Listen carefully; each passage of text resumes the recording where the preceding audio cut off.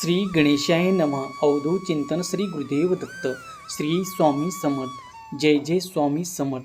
स्वामी भक्तांनी स्वामीच्या कपाळावरील लाल केंद्र बिंदूला स्पर्श करा आणि स्वामी तुम्हाला कोणता प्रवचन देत आहे ते जाणून घ्या.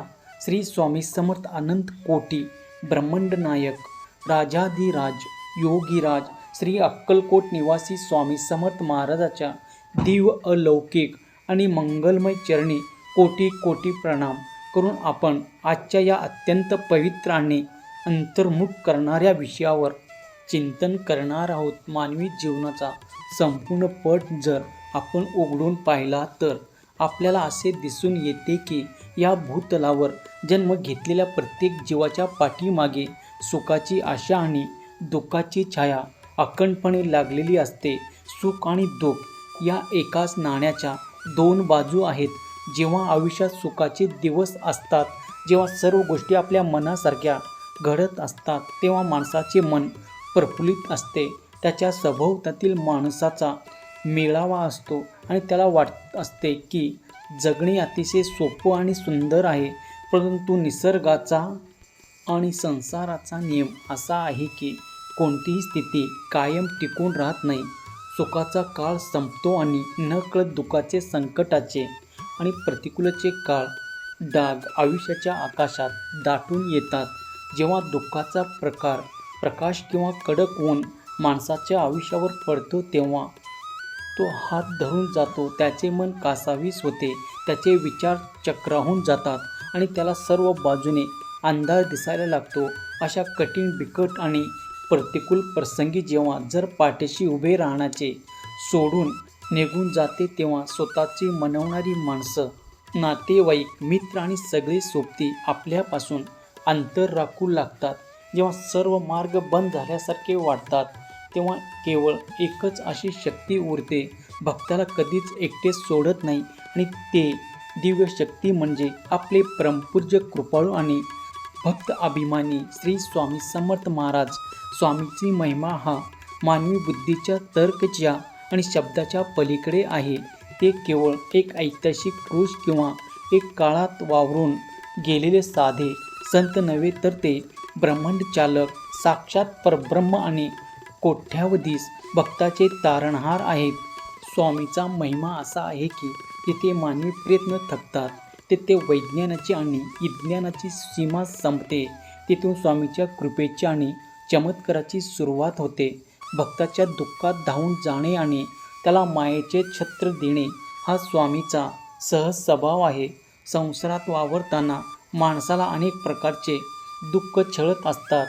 कोणाला शारीरिक व्याधीचे दुःख असते, कोणाला मानवी संबंधीतील कटुतेचे दुःख असते, कोणाला आर्थिक अडचणी आणि दारिद्र्याचे दुःख असते, तर कोणाला मानसिक अशांती आणि जनतेचे दुःख असते.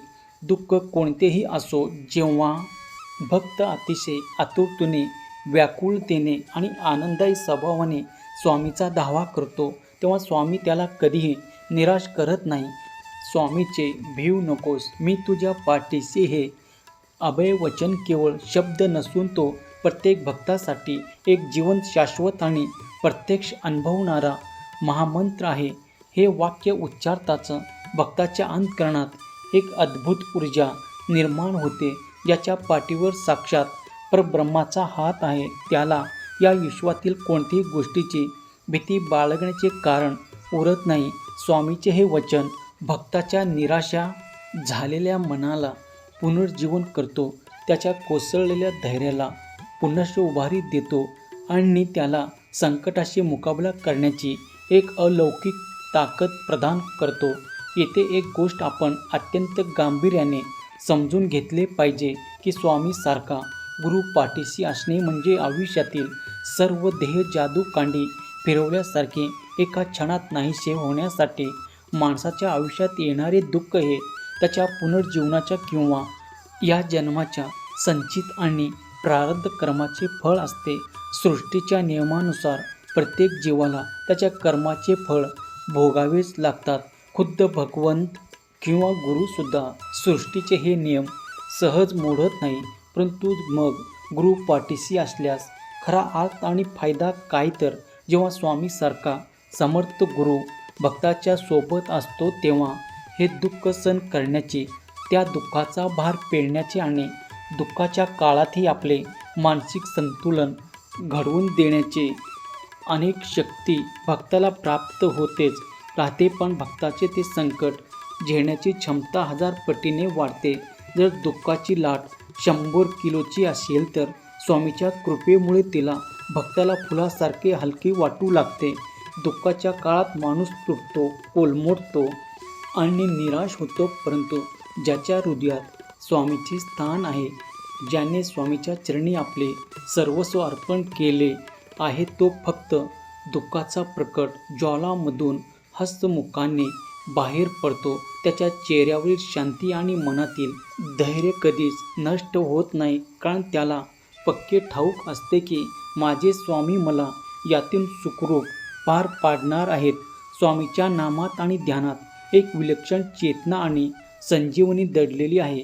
स्वामी समर्थ या महामंत्राचा जेव्हा भक्त दुःखाच्या प्रसंगी जप करतो, तेव्हा त्याच्या सभोवताली एक सुरक्षेचे अदृश्य कवच निर्माण होते. स्वामी नामस्मरण हे भक्ताच्या मनातील भीती, चिंता, नैराश्य आणि नकारात्मकता पूर्णपणे जाळून भस्म करते. दुःखाचा काळ हा माणसाच्या श्रद्धेचा, निष्ठेचा आणि संयमाची सर्वात मोठी परीक्षा असते. या परीक्षेत अनेकदा माणूस डगमगतो, त्याचा विश्वासाचा धागा सैल होतो, परंतु स्वामीचा खरा भक्त हा अशा कठीण प्रसंगात स्वामींना दोष देण्याऐवजी स्वामीच्या पायाशी अधिक घट्ट बिळकवतो. तो समजतो की हे दुःख मला संपवण्यासाठी आलेले नसून माझ्या कर्माचा क्षय करण्यासाठी आणि मला आध्यात्मिकदृष्ट्या अधिक परिपक्व करण्यासाठी आले आहेत. स्वामी आपल्या भक्ताला कधीही अवाजवी कठीण परिस्थितीत सोडून देत नाही. आई जशी आपल्या लहान लेकराला चालताना पडू नये म्हणून धरून ठेवते किंवा तो पडला तर त्याला प्रेमाने उचलून घेते आणि त्याचे अश्रू पुसते, स्वामी समर्थ महाराज आपल्या भक्ताची काळजी घेतात. भक्ताच्या डोळ्यातून येणारा प्रत्येक अश्रू स्वामीच्या चरणी पोचतो आणि स्वामी त्या अश्रूचे रूपांतर भक्ताच्या आध्यात्मिक आणि लौकिक प्रगती करतात. जेव्हा एखादा साधक किंवा भक्त स्वामीच्या अनुग्रहाचा आणि कृपेचा अनुभव घेतो, तेव्हा त्याच्या जीवनदृष्टीत बदल घडवून येतो. तो कोणत्याही संकटाला किंवा दुःखाला घाबरत नाही. त्याच्यात मनात एक ठाम विश्वास असतो की जगातील सर्व शक्ती एका बाजूला आणि माझे स्वामी एका बाजूला. स्वामीची दयाळू दृष्टी ज्याच्यावर पडली त्याला जगातल्या कोणत्याही संकटाची आस पोसू शकत नाही. स्वामी आपल्या भक्ताच्या पाठीवर नेहमी आपला आशीर्वादाचा हात ठेवत असतात. जेव्हा सर्व दरवाजे बंद होतात, तेव्हा स्वामी भक्तासाठी असा एक मार्ग उघडतात, याचा विचार मानवी बुद्धी कधीच करू शकत नाही. स्वामीचा महिमा हा वर्णन करताना भक्ताच्या अंतःकरणातील भावना, त्याचे मौन आणि त्याचे गुपित दुःख क्षणात ओळखतात. भक्तांनो, मुखातून शब्द काढण्यापूर्वीच स्वामी त्याच्या मदतीला धावून येतात. स्वामी समर्थ महाराजाची साथ ही या जगातील सर्वात मोठी संपत्ती, सर्वात मोठा आधार आणि सर्वात मोठे कवच आहे. स्वामीसारखा समर्थ गुरु लाभणे हे पुनर्जन्माच्या अफाट पुण्याचे फळ आहे. म्हणून आयुष्यात दुःखाचे प्रसंग आले, बिकट परिस्थिती निर्माण झालं की मन निराशाने गेले तरी कधी खचून जाऊ नका. पूर्ण श्रद्धेने, निष्ठेने आणि अनन्य भावाने स्वामीचे स्मरण करा.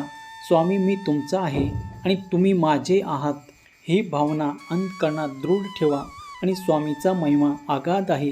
ते भक्ताला दुःखाच्या खाईतून बाहेर काढून त्याला आनंदाच्या आणि शांतीच्या शिखरावर बसवतील.